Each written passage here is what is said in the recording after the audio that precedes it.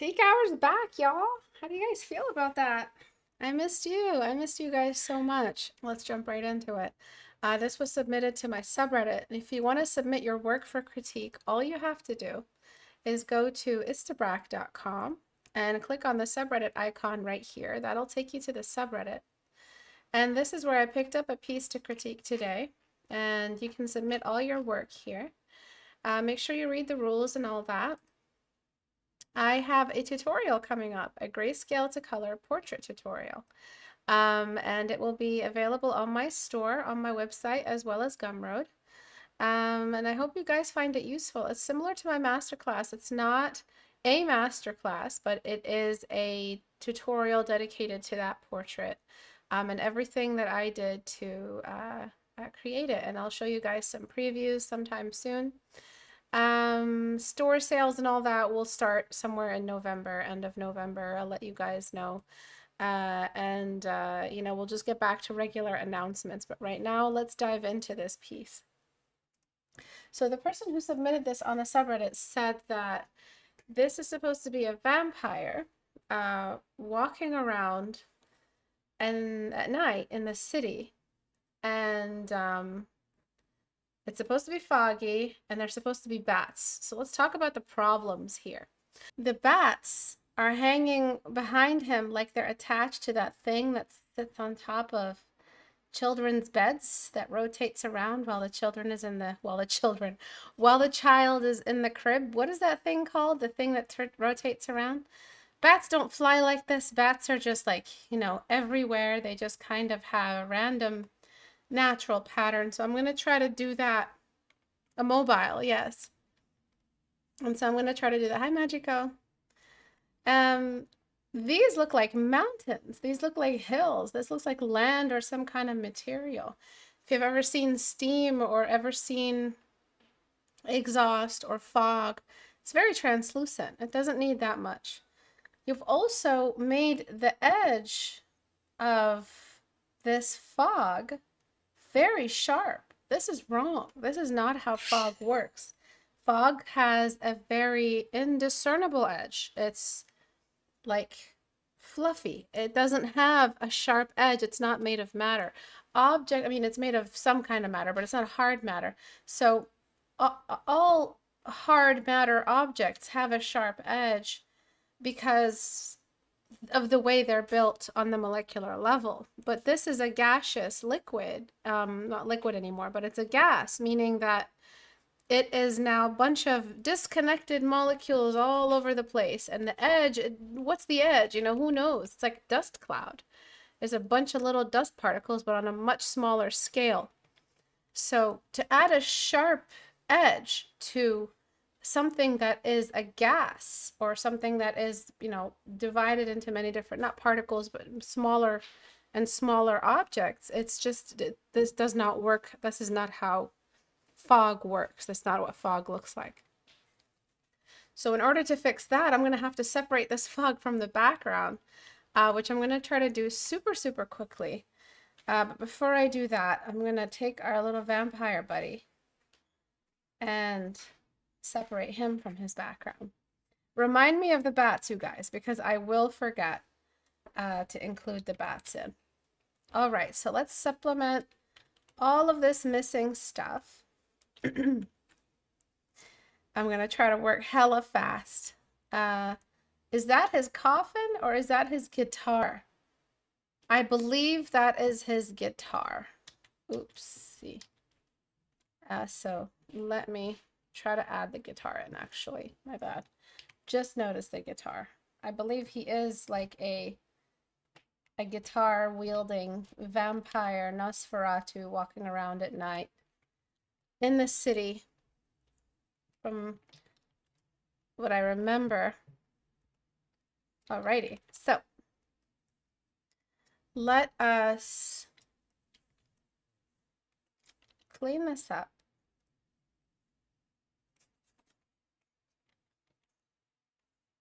Okay, so I'm just going to try to, I'm not sure how, you know, where you're going with the style, but I'm going to try my best to match your style without actually drawing with pencil line, you know, just using some kind of textured brush and cleaning up this city because it's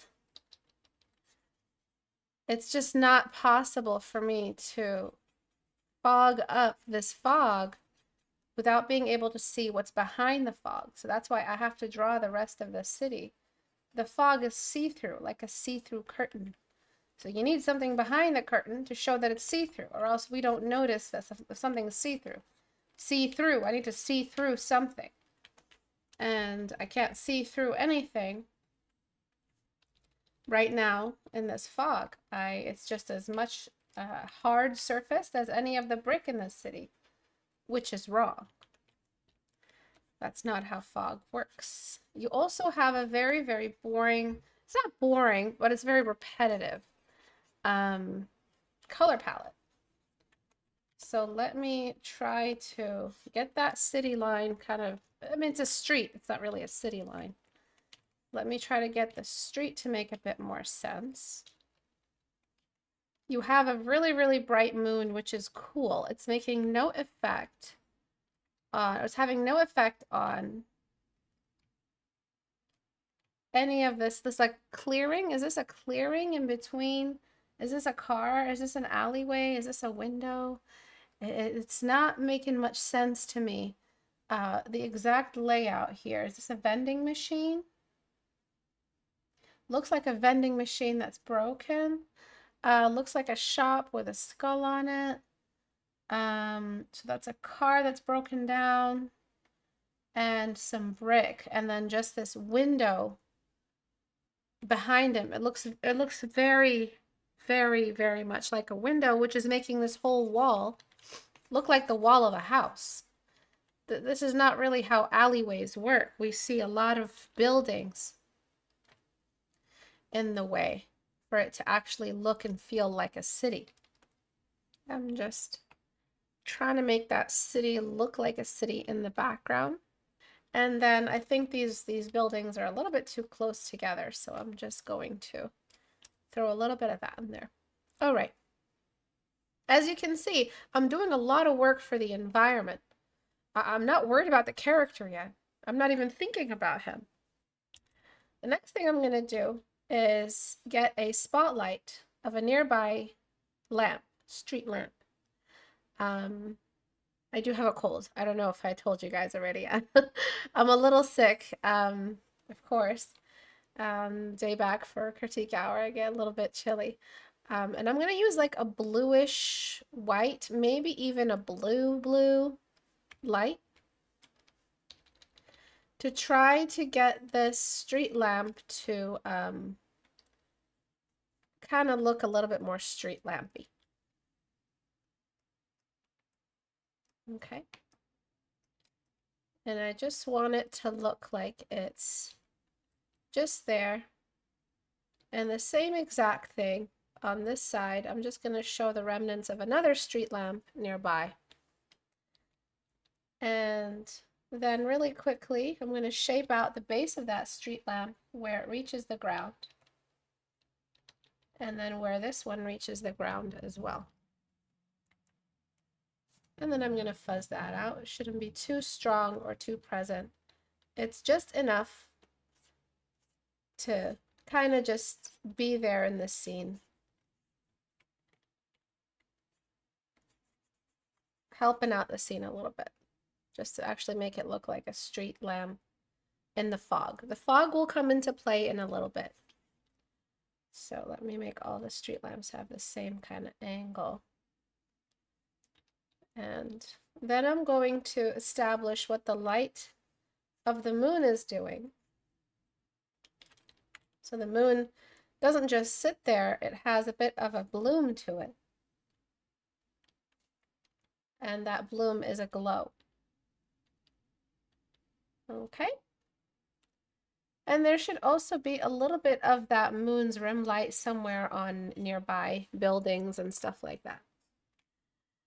Then over here, I'm just going to show where the asphalt is, meaning where the road is and where the curb is, the edge of the sidewalk. and just showing where all that is happening. Okay, so we got a good general layout. Let's bring that guy back in. And let's place him in a really, really nice spot, which is in this closer to the center of the canvas. 1 minute, please.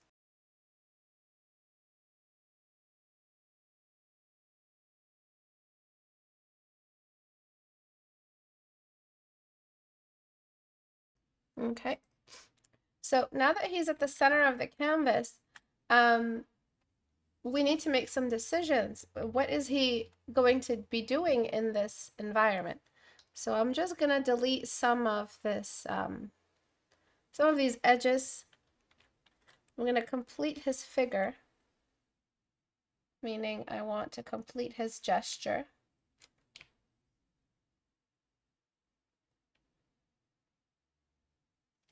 Okay, and I'm gonna just pretend I know how to draw feet. Okay, just like so.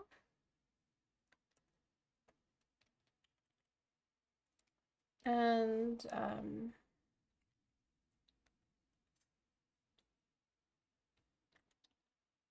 select inverse, and I'm just gonna delete there.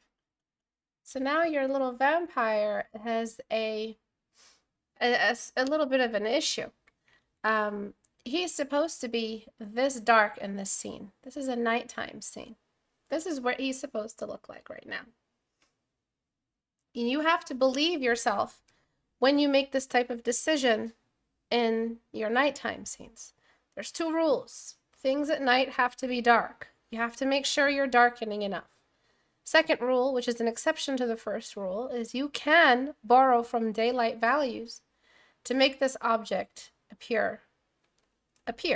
So what I'm going to do is I'm going to exaggerate a little bit of that moon glow.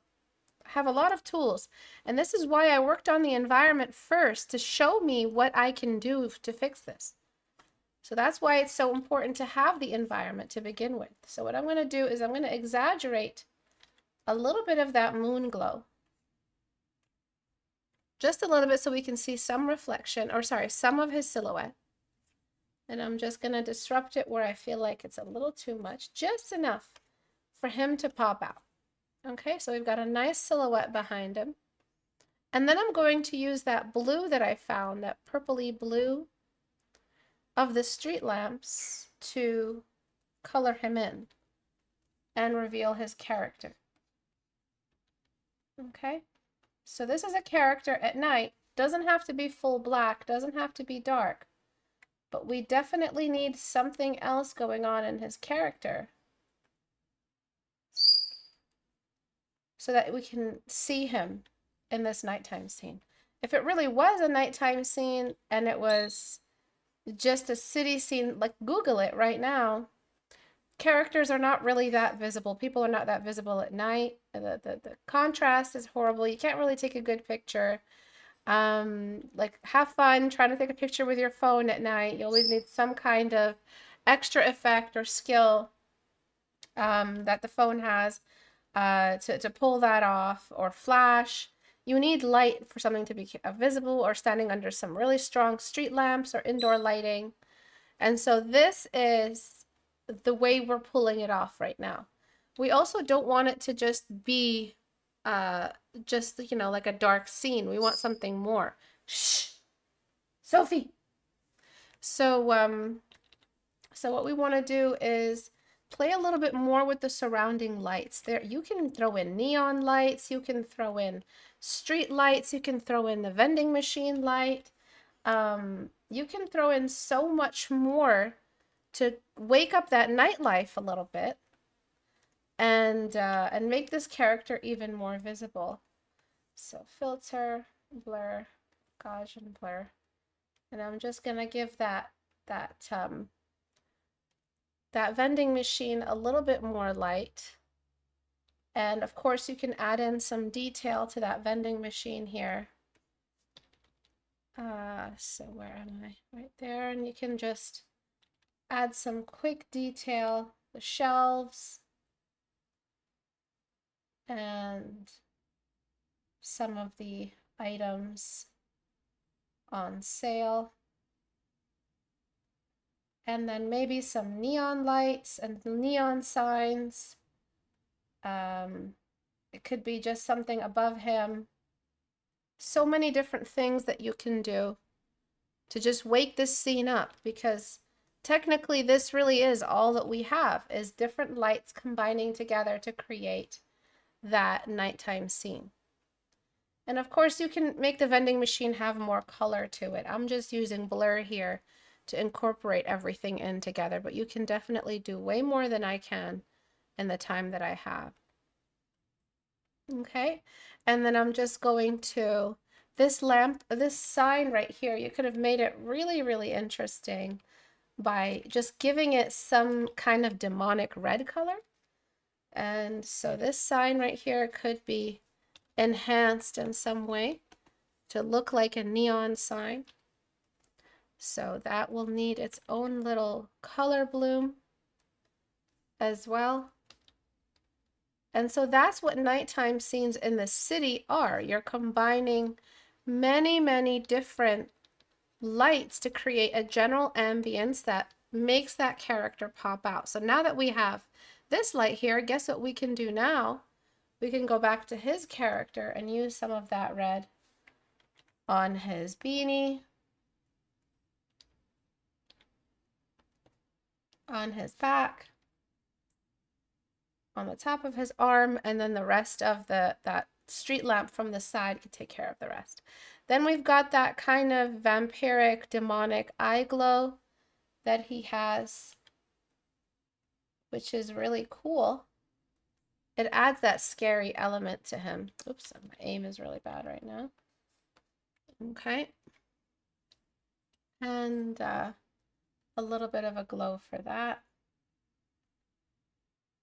And maybe you can do something else with the teeth. The teeth look kind of like they're disappearing. Maybe throw a tooth on this side instead, like more as a 3/4 view than you did before, which is like just making it perfectly on the side view, almost hugging the edge of his mouth, and it just makes it hard to see that he's actually a vampire. So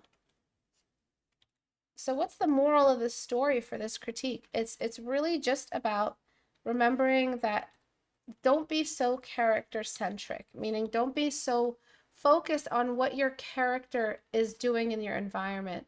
Focus on the environment if your character needs that environment to be visible, to even be there. You know, like it's not just any old vampire you're drawing a modern vampire living in his city life, just trying to be a musician. You know, like it's cool. You've added a really, really cool story.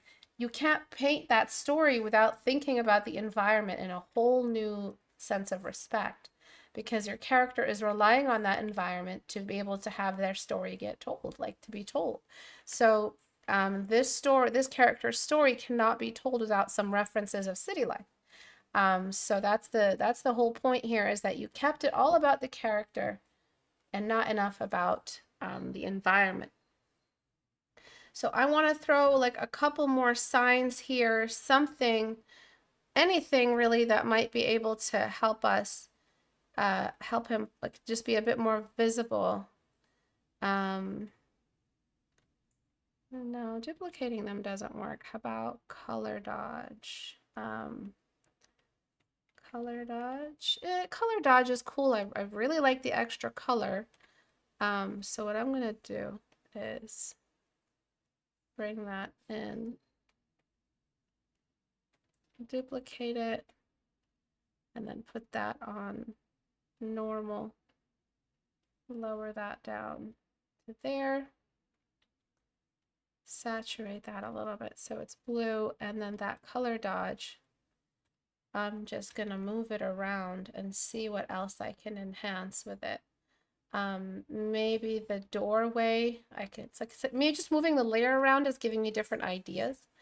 So like the doorway of this club here, or something, whatever it is, could be just illuminated a little bit, like there's a curtain or there's like a step and that doorway is just illuminated. Do you see what I mean? Oh, of course, I forgot to apply the perspective. So like it's like a club or something, and they've got like a little doorway on the street. And I just want to show how that club is casting the light of its door on the ground around him. That might also help him emerge a little bit as well. Just like that. And I'm just going to show how it's like a curtain. All right, so bear with me. All right, these bats have got to go.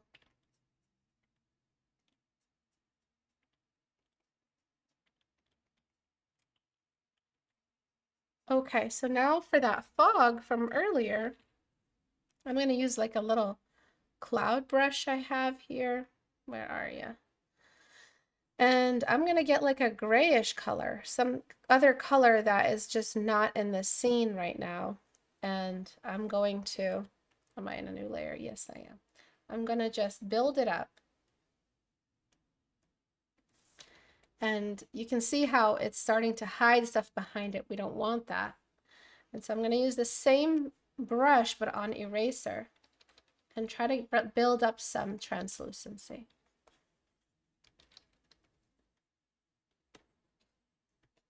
Okay, and then usually it just depends on the type of fog. Sometimes the light shows more. Sometimes the shadows show more. And then I'm going to filter, blur, Gaussian blur. We don't want it to be very, actually, you know what? I'm just going to smudge instead, not blur. Not everything needs to be blurred. And I'm going to use my super duper smudge. And I have a nice computer now, so I can actually use this smudge tool on a very large scale. And I'm going to try to use dodge tool where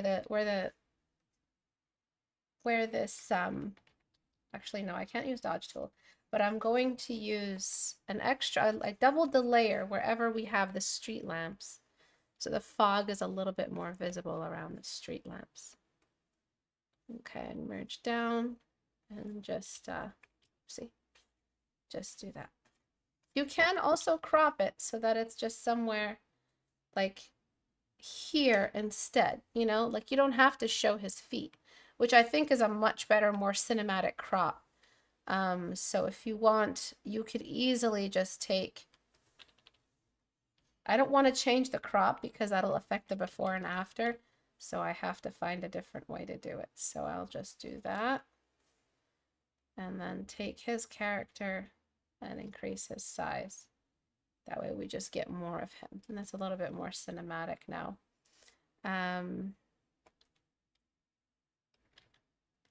Oopsie, that's not what I want to do.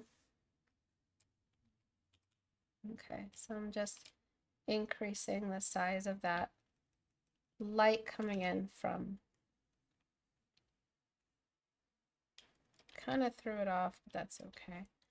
And then filter, blur, Gaussian blur, anything that's not important, it just gets thrown aside. Really, it's not that important to show every little edge.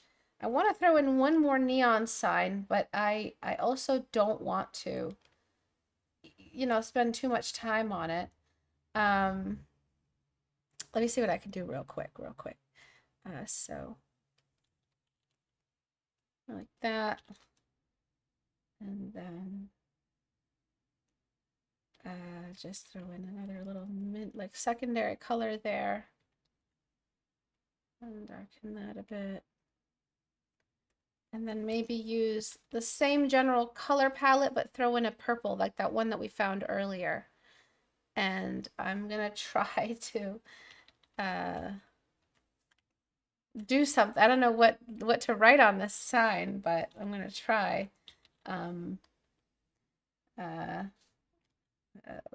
What are we calling the store? Dickies? Let's call it Dickies. sticks. No, that's horrible. But anyways, so I'm gonna duplicate this sign. You could use a better font than I did. I'll probably use a font in a second. I just want to test it out to see if it works. And I do a lot of that testing. I do a lot of that testing before I dedicate myself to a specific asset or something in the illustration. I test it really quickly to see if I even like it before dedicating a crap ton of time trying to make it look right. So I usually go to layer modes or layer style, sorry. I go to outer glow and I mess around with this. I usually put it on normal. I lower opacity. I increase the spread and the size. And then the color, of course. The color can be different from the actual text. So you can have like a green glow to blue text. Neon is really cool. You can do all kinds of stuff with it, whatever looks good. I'm going to do that purple one from earlier, and I'm just going to make it the opacity nice and high. And then on top of that outer glow, I'm going to add a like an extra glow just from these colors, the combination of these colors, which is like a purple result after that pink and blue glow together. And I'm just gonna give it that. And then you can throw in an open sign somewhere. Let me see if I could find one on Google. I Googled Google, open sign neon. Oh, this is really cool. I'm gonna try to actually Photoshop in an open sign. That'll really help me. So open a new tab. And I don't know how I'm going to do this. Let me try like a million different layer modes to see which one actually works. And I'm going to just throw that there. And erase around it. That'll help save a lot of time instead of trying to do the glow again.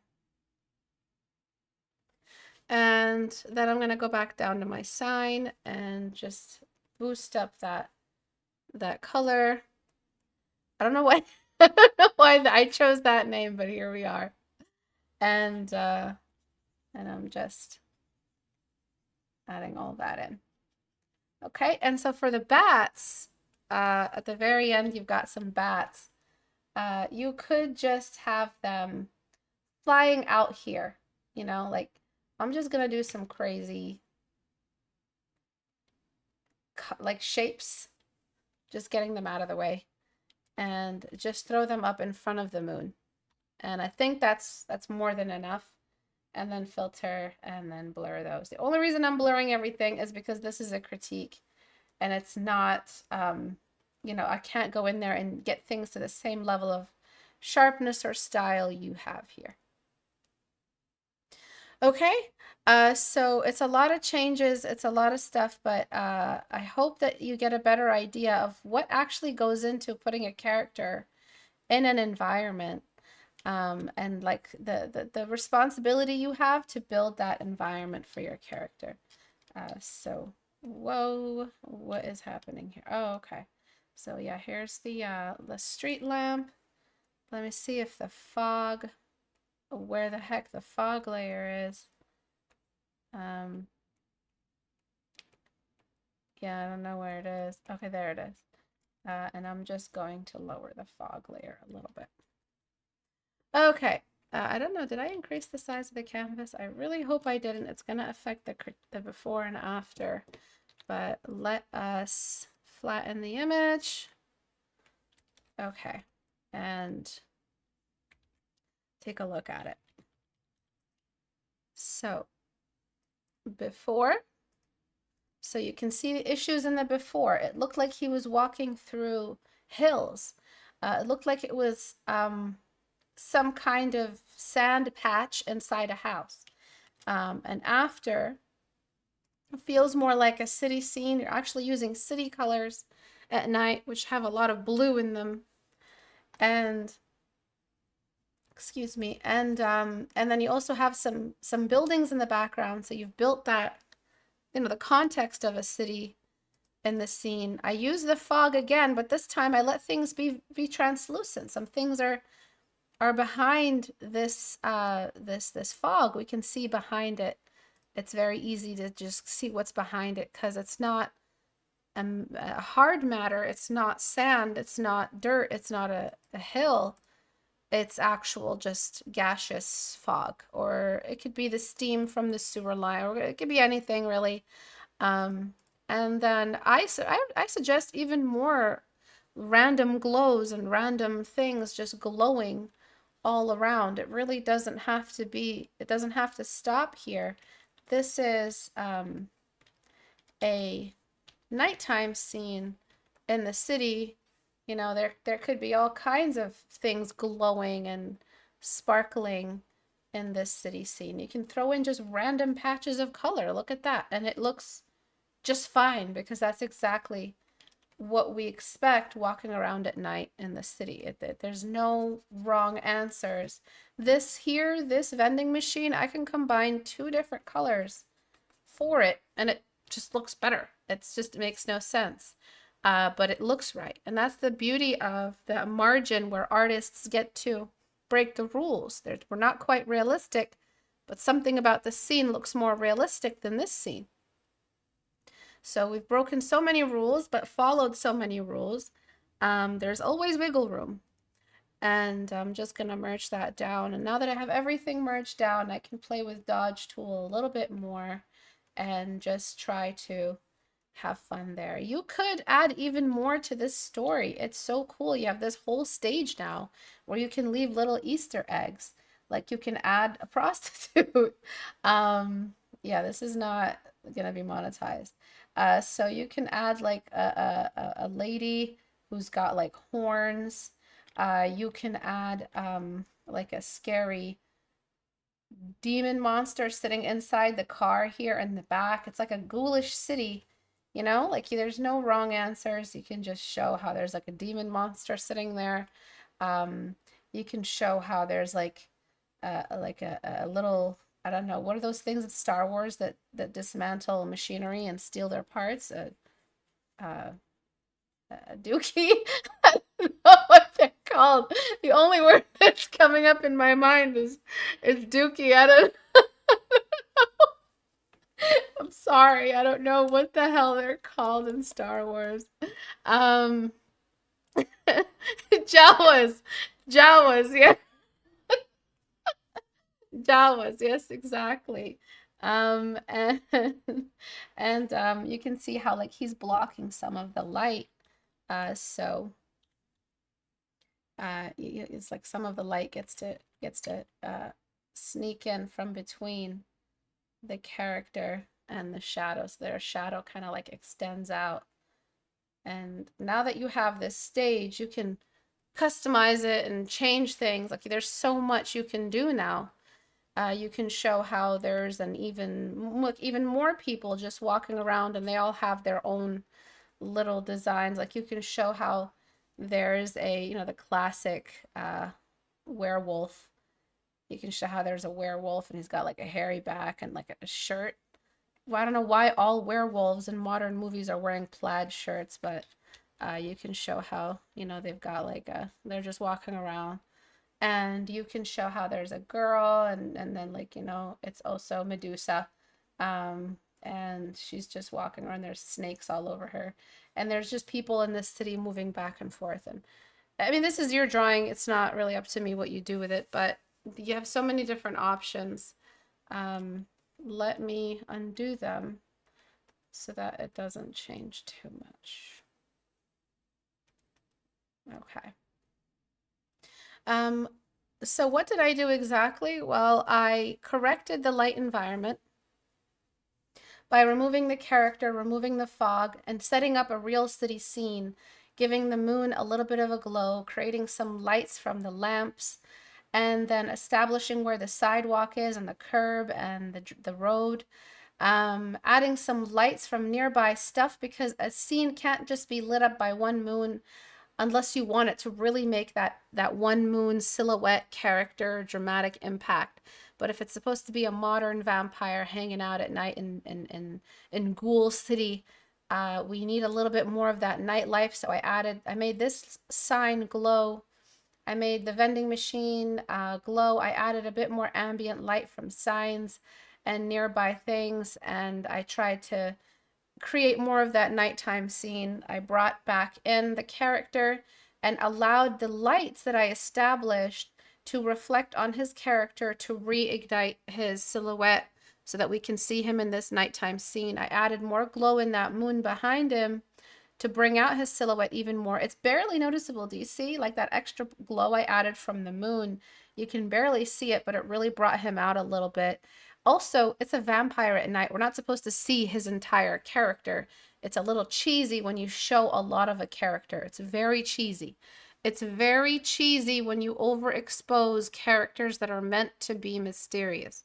It is like absolute blue cheese, Havarti, stinky cheese, moldy cheese.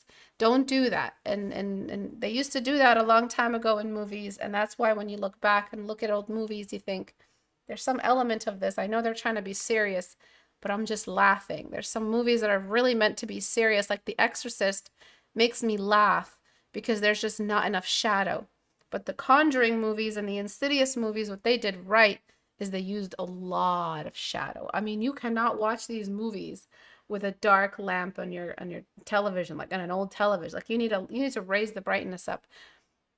And that's what makes them so scary, because they actually use the shadows. They actually created the drama by hiding characters. Now, he's not completely hidden.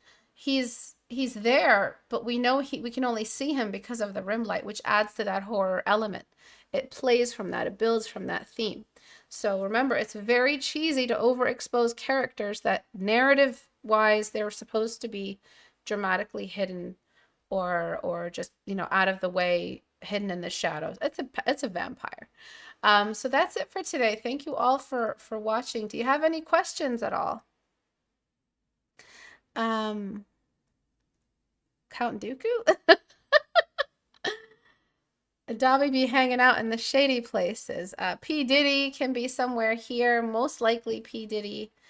He's got that little P. Diddy creeper. He's got his hand here looking. I'm not going to draw P. Diddy's face. I don't want to get canceled.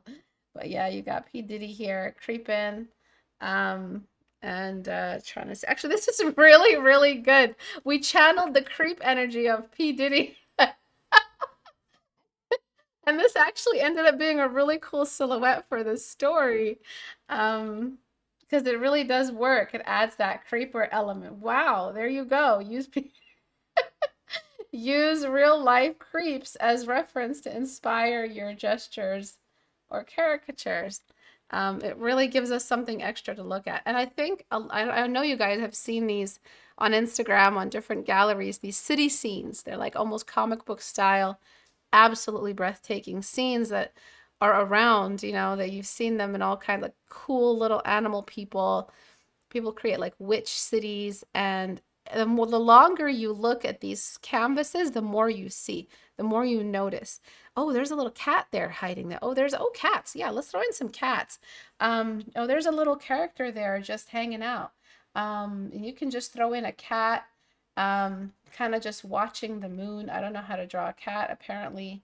Oh, that's a rabbit. So you can throw in a cat. You can throw in a couple of cats just like walking and then hanging out. You can throw in, what else do we see in those scenes? You can throw in a parked car and then, add some light from that car. That'll help with his silhouette a bit. You can throw in some random lights on the windows of these buildings of different colors. Make sure they're different colors. Not everyone has the same light bulb. Do you see what I'm saying? You can throw in those spirit cats. I love those spirit cats that one artist does. They're so adorable. They're like these little glowy cats. And they have this like glow on them. Oh my God, I love those cats. Anyways, so that's it for today. Any questions? Is the light underneath that gives fog or mist color? So the light here, right here, this light, is the light underneath that gives the fog or mist color. So I added the lamps to show the fog. So these are the street lamps that we don't see. You can even, if you want to, add the actual street lamp as a big block, and then add the fog. You can add a sign. Oh, there we go. We have some signs now. No parking, no demons after 2 o'clock, no parking by demons, accessibility, disability parking only, Gorgon parking only type thing. You could do stuff like that. And then that lamp is what's illuminating the fog. I kind of sidetracked there for a second. Um, you can throw in an IT in the sewer. Yes, an IT. This is an IT guy. Magico, it's so accurate. Okay, so that's it. Thank you guys for watching. I really appreciate you guys coming back to watch me stream these classes. Um, and it's I know it's been so long, but things are slowing down, way down, and I expect to continue doing Critique Hour here on out until, of course, next summer. Well, I'll most likely take a break again. Thank you guys for watching. I'll see you guys on Thursday at 5 p.m. Eastern Time. I really appreciate you guys coming out to these. Bye.